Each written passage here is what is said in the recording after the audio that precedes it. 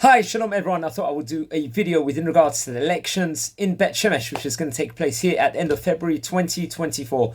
So basically, friends, this video I'm talking about is just analysis why, look, there's two Ultra Orthodox candidates that are running and why there's so many more advantages, I feel, for voting for Moshe Abutbol, the Shas candidate, than the other candidate.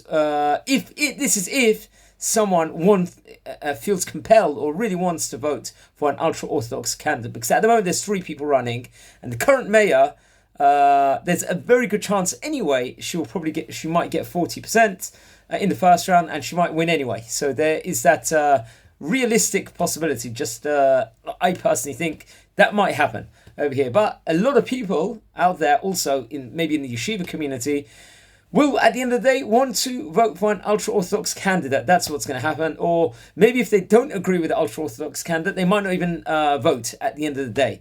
So I'm concentrating on that over here at the moment, what I want to speak about. Why is Moshe Abutbol, if you felt compelled to, feels compelled to make the choice between the two, why, in my opinion, he will be much. Why there's a lot of advantages to him. Not to say there's anything potentially bad with the other person that is running. The other person might also have a lot of advantages. So I'm just concentrating on what's advantages of Moshe Abutbol over here at the end of the day. Because at the end of the day, the Shas political party have 11 seats, first of all, in the Knesset. So he comes in automatically as, I believe, a deputy minister. So he's got Knesset experience. He's in the Knesset at the moment as he speaks.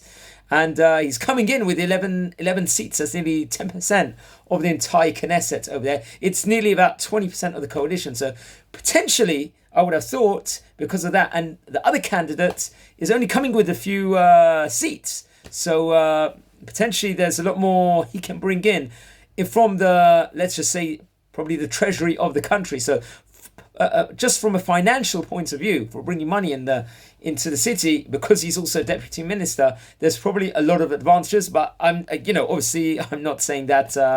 It's just my opinion over here. So maybe others will disagree, but it's a major advantage. I think that's the first thing straight away. Other advantages are within regards to him. Some people might say we've got to follow that Torah. So I'm talking about here. There will be massive amounts of people that will want to follow the Torah. Some will pronounce it different ways, but let's look into it over here. Both the candidates, ultra-Orthodox candidates, are coming in with that Torah at the end of the day, because Moshe Abutbol is representing the Shas party. So there's so many great Rabbonim that are endorsing him over there.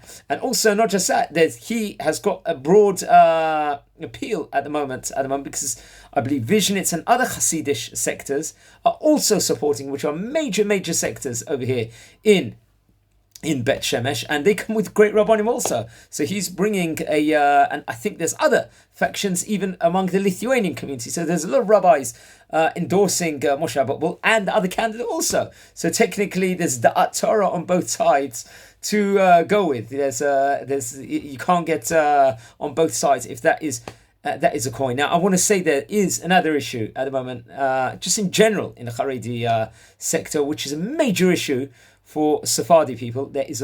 I feel, in my opinion, to get kids into schools, for boys into yeshivot, girls into Beit Yaakov schools, into seminaries, there's a lot of problems for a lot of people. It's a well-known thing. There's quotas to get into schools and all of these things. I personally feel, my opinion is, there should be an Anglo Sephardi school system. I think it's a massive problem that there isn't. I think 15 years ago, 20 years ago, they should have tried it. It would have been difficult at first, but if they would have done that originally, it would be booming now. I would think there'll be many schools now, and there'll be a flourishing system, but they didn't do it. And it's a major problem that they didn't do it. And now we're stuck. A lot of people are begging to get into schools. A lot of people are bribing. I know someone that had to potentially bribe 150,000 shekels, we're talking about, to get his son in the school, and still I don't think he was accepted. There's people that don't get into yeshiva.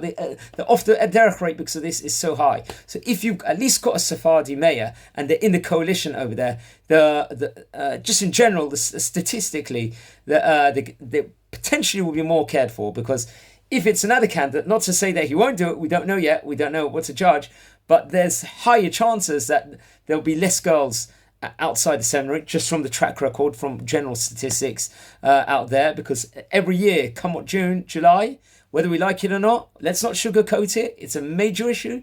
It's a big stain inside the community. Hundreds of girls can't get into Beit Yaakov schools because of this reason, based on the family name. It's been documented in the Mishpacha magazine, in many, many different sources, including Haredi sources, Kikar Shabbat. I'm not talking about secular sources. So at least if you've got a Sephardi mayor over here, if you want to have, let's just say, you want to have the Ultra Orthodox as a mayor over there, if at least you've got the Sephardi one over here, they're gonna, most likely they are gonna fight more. Obviously, you never know. Obviously, they say once. I remember in the 2000 presidential election, I think it was Lieberman against Bush at the time, and everyone wanted, I think it was Al Gore or Lieberman against Bush, and everyone thought that Lieberman's going to be better, but George Bush ended up becoming quite good at the end, according to most opinions over here. So you never know what can happen, but that's another major issue which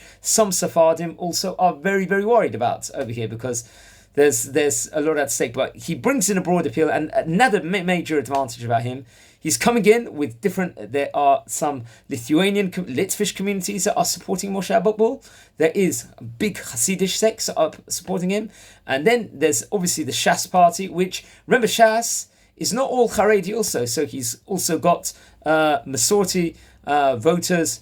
People off the derech will be voting for him also, because they listen to the Rabbanim also in general. And not just say, he's got the Likud party also backing him over the last few days. And that's also a very, they bring in with a lot of a lot of power. They can bring in a lot of things in the city, especially in the council, because naturally Likud is the main party in Israel, and they have decided to back him also. So there's a lot of advantages over Moshe Abutbol. So what I'm saying to you is, that's if I had to choose between the two ultra-Orthodox candidates, I think there's a lot of advantages within regards to Moshe Abutbol for anyone. We're talking about any Anglo-thinking person, and you're following the Torah at the end of the day. I'm not telling anyone who to vote for over here. If someone's listening to the rabbi, you should listen to your rabbi at the end, if that is important for the person. I'm not saying anything. I've put in that disclaimer.